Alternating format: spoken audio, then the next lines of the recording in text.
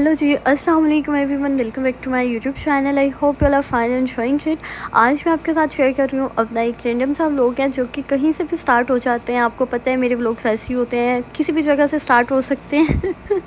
तो यहाँ पे हम लोग आए हुए थे, हमें काफ़ी ज़्यादा क्रेविंग्स हो रही थी पिज़्ज़ा खाने की, तो हम पिज़्ज़ा खाने के लिए आए थे। तो यहाँ पे हम लोग आए हुए थे पिज़्ज़ा खाने के लिए और मुझे इतनी ज़्यादा पिज़्ज़ा की क्रेविंग्स हो रही है ना, जब से मैं सऊदी आई हुई हूँ। तो पाकिस्तानी पिज़्ज़ा तो यहाँ से नहीं मिलता, वो जो चीज़ियस पिज़्ज़ा होता है ना उस तरह का, तो उस तरह का टेस्ट तो यहाँ से नहीं मिलता। लेकिन फिर मुझे कुछ दिन के बाद दोबारा से मेरा दिल करता है कि मैं कुछ इस तरह का खाऊं पिज़्ज़ा या इस तरह का पास्ता खाऊं जो फुल चीज़ियस हो। लेकिन ये कि यहाँ पे ना जो चीज़ होती है ना वो काफ़ी ज़्यादा हेल्दी होती है और उसका टेस्ट होता है वो हमारी पाकिस्तानी चीज़ से काफ़ी ज़्यादा डिफरेंट होता है। लेकिन जो मेरा स्टमक है उसको आदत हुई हुई है वहाँ के खाने खाने की, वहाँ की हैवी डोसेस वाली चीज़ खाने की। तो मेरी ज़ुबान को ना वो टेस्ट ही नहीं आता। तो बस यहाँ पे हम लोग मक्का में आए हुए थे स्टे करने के लिए, तो हमारा फिर यहाँ पे स्टे था। हम लोगों ने 1 वीक का स्टे किया था यहाँ पे। और अब मैं आपको व्लॉग्स में दिखाऊंगी भी, थोड़ा थोड़ा व्लॉग्स में दिखाऊंगी, क्योंकि पहले जब हम मक्का में आए थे मैंने आपके साथ काफ़ी ज़्यादा व्लॉग्स शेयर किए थे। इस बार मैंने मक्का की थोड़ी सी लाइव वीडियोज़ बनाई है, जो कि मैं चाह रही थी कि इस बार मैं आपके साथ लाइव वीडियोज़ ही अपलोड कर दूँ मक्का की। और फिर उसके बाद यहाँ पर पिज़्ज़ा ऑर्डर किया और मेरे से तो बिल्कुल भी सब्र नहीं हो रहा था, इतनी ज़्यादा मुझे क्रेविंग्स हो रही थी पिज़्ज़े की। और मेरा दिल कर रहा था कि मैं वहाँ पे ना शॉप पे खड़ी होके ही खा लूँ। और ये पिज़्ज़ा मैंने ऑर्डर किया था, ये मक्का में अगर आप लोग आए हुए हैं तो ये सामने ना क्लॉक टावर में, बेसिकली मुझे ज़्यादा यहीं की फ़ूड कोर्ट का खाना पसंद है तो मैं यहीं से खाने आती हूँ। तो ये मैंने फ़ूड कोर्ट से ऑर्डर किया था। और इसके साथ साथ आप लोग मुझे इतना प्यार दिखाते हो, आप लोगों का जो एक कमेंट होता है ना वो मेरे लिए एक मुझे वो बहुत ज़्यादा मैटर करता है। मुझे कमेंट्स आ रहे होते हैं आप डेली व्लॉग्स अपलोड किया करें, तो मैंने सोचा कि मैं डिटेल्स में बताऊँगी आप लोगों को कि डेली बेसिस पे व्लॉग्स अपलोड करना बहुत मुश्किल होता है। लेकिन अब हम लोग वापस अपने घर पे आ गए हैं, तो मतलब सऊदी अब जद्दा में ही, तो अब मैं कोशिश करूँगी मैं आपके साथ डेली बेसिस पे अपने व्लॉग्स अपलोड किया करूँ और बैक टू रूटीन हो जाती हूँ। काफ़ी ज़्यादा लेज़ी हो गई हूँ। पहले तो ये होता था कि मैं आपके साथ डेली बेसिस पे अपनी रूटीन शेयर करती थी और काफ़ी ज़्यादा अच्छा वर्क भी चल रहा था। लेकिन आजकल थोड़े से गैप्स आ गए हैं। और फिर उसके बाद ये सुबह नाश्ते का टाइम है, यहाँ पर हम लोग बना रहे थे भटूरे और काफ़ी ज़्यादा हमारा दिल कर रहा था, क्योंकि यहाँ पे रोटियाँ खा खा के और ये दूसरी तीसरी चीज़ें खा खा के बोर हो जाते हैं।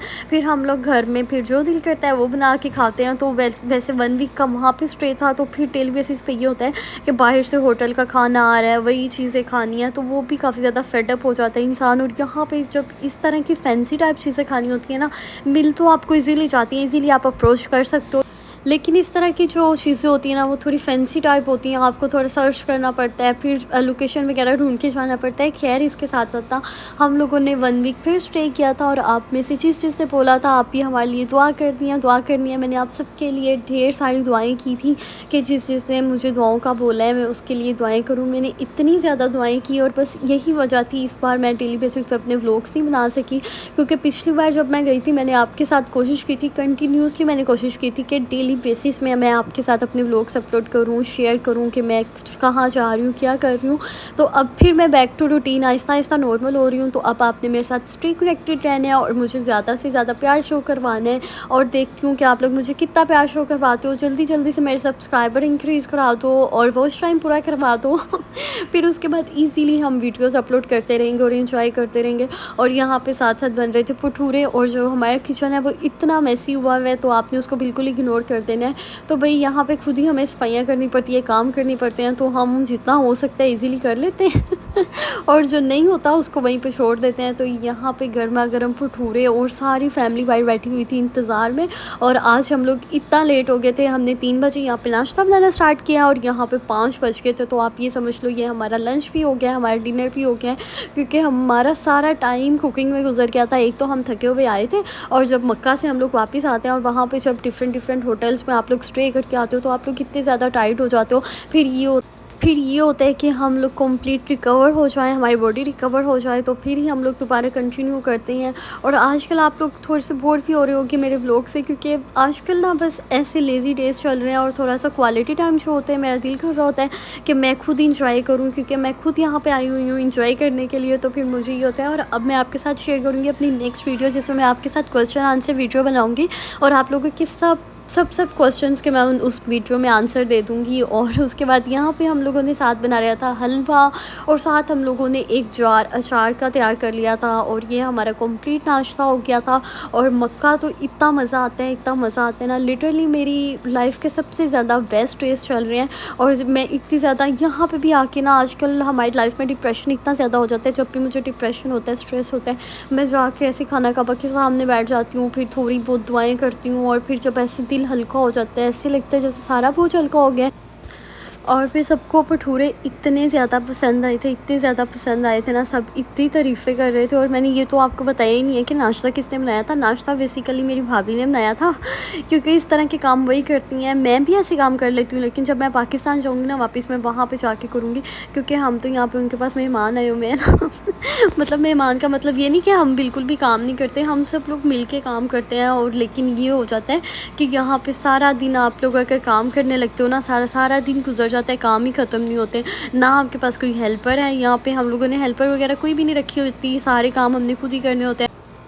और फिर उसके बाद यहाँ पे बन रही थी साथ साथ चिकन कढ़ाई बन रही थी, क्योंकि रात का मेन्यू यहाँ पे रेडी हो रहा था कि अगर किसी ने कुछ खाना है तो खा लेगा, अगर किसको भूख लगी होगी तो, वरना तो सबने, आपको पता है कि आज भटूरे खाए हुए थे। और मैंने आपको बताया कि हमारा ब्रेकफास्ट और जो लंच था दोनों एक साथ ही हो गए थे, इतनी लेट तो हम बेसिकली नाश्ता कर रहे थे।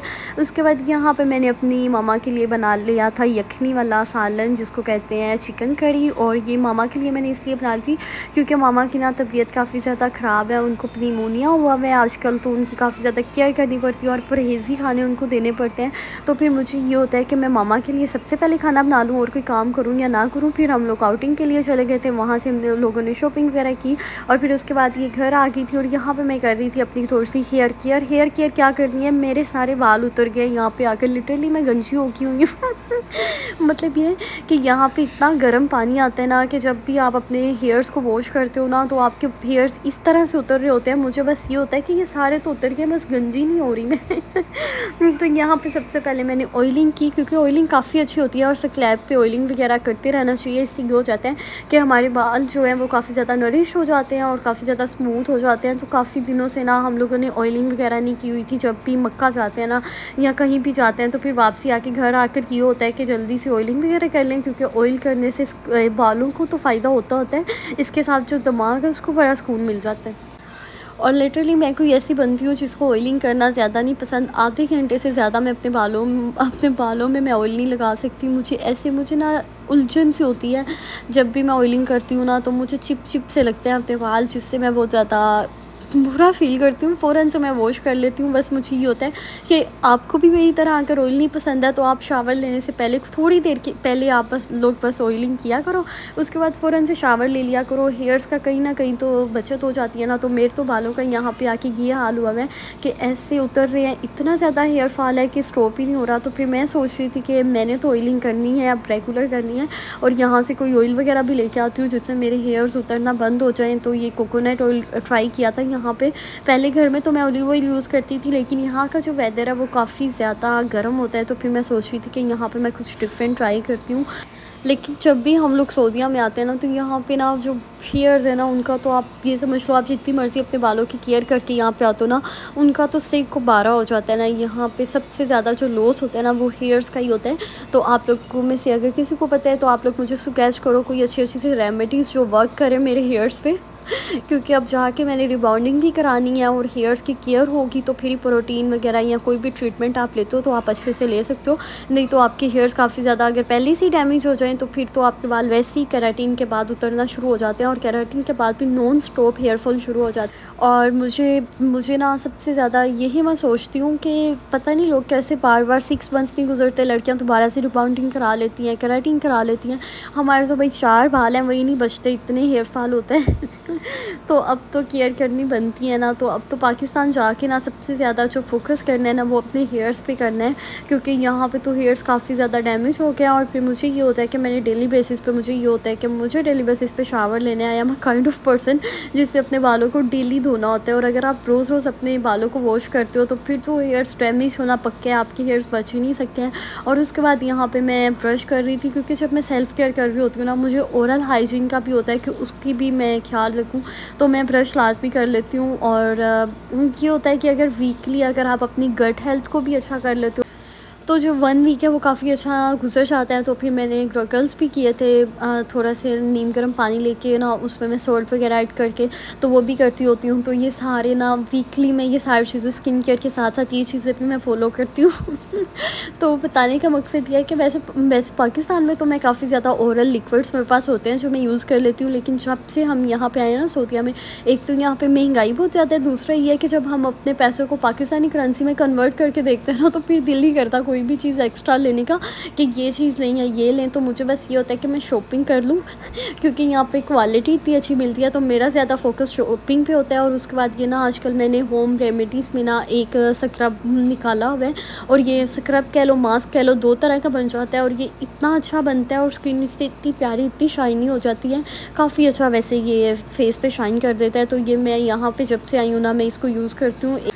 बस सिंपल हमने कॉफ़ी ले लेनी है, उसमें हमने 1 टेबलस्पून बेसन ऐड कर देना है, साथ में थोड़ा-सा हमने उसमें कोकोनट ऑयल ऐड कर देना है, और थोड़ी-सी हमने उसमें टर्मरिक ऐड कर देनी है। अगर आप ऐड करना चाहो तो कर सकते हो, नहीं करना तो भी नहीं ऐड करनी तो भी चल जाएगा। तो बस ये मैं क्विक सा मास्क बनाती हूँ, और इससे स्किन पे इतना प्यारा फ्रेश स्किन हो जाती है, काफ़ी अच्छा वैसे ये मास्क बन जाता है। तो वैसे मैं तो DIY रेमेडीज़ जो होती है ना, काफ़ी ज़्यादा अपनी स्किन पे अप्लाई करती रहती हूँ, और काफ़ी अच्छे इनके रिज़ल्ट्स मिल जाते हैं। इनफैक्ट ये कि आप डिफरेंट केमिकल्स डेली बेसिस पे अपनी स्किन पे अप्लाई करो। यहाँ पे मैं आपको बता रही थी कि मैंने इसको अपनी स्किन पे 15 मिनट्स के लिए अप्लाई किया था।